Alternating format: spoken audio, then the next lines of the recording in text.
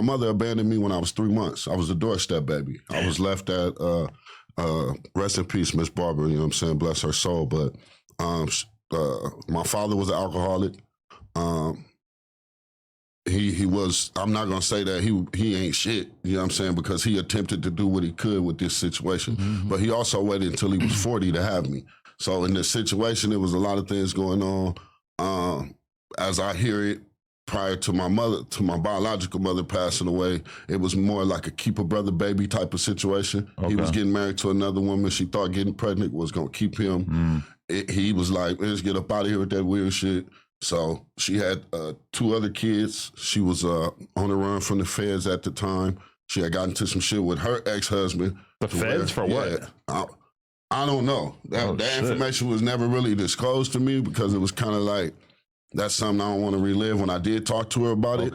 But I know it involved drugs. I know it involved some type of robbery. Wow. I'm not sure if it was bank or something like that, but she definitely was on the run from the feds. And I guess she felt like if Pops ain't gonna pull his weight, it's easier for me to just drop the baby off. So like I said, Miss Barbara, shout out to Miss Barbara. Miss Barbara was that elderly woman in the neighborhood who kind of looked out for all the kids. Really? You know, she was like the foster home before the foster home. You feel me? So the story goes, my mother would bring me over there. And one day, she would bring me by often because Miss Barbara would have things, food boxes, diapers, stuff to help the women out in the neighborhood. Sure. And she brought me over there. She told me that she'll be back in about 2 or 3 months because when she get over these cases, do everything she got to do. She never came back. So that's how that led and began with me living in that type of life. Weird story is that on the same block, on the same neighborhood, my biological grandmother was Miss Barbara's best friend. Oh. So they used to watch like the Stories Guide and Light, all my children, all that type of shit together. And then grandma looking at me, they looking at baby pictures of Pops. So they called Pops. Pops slide over like, yeah, he already knew. He like, yeah, that's me, but I'm not.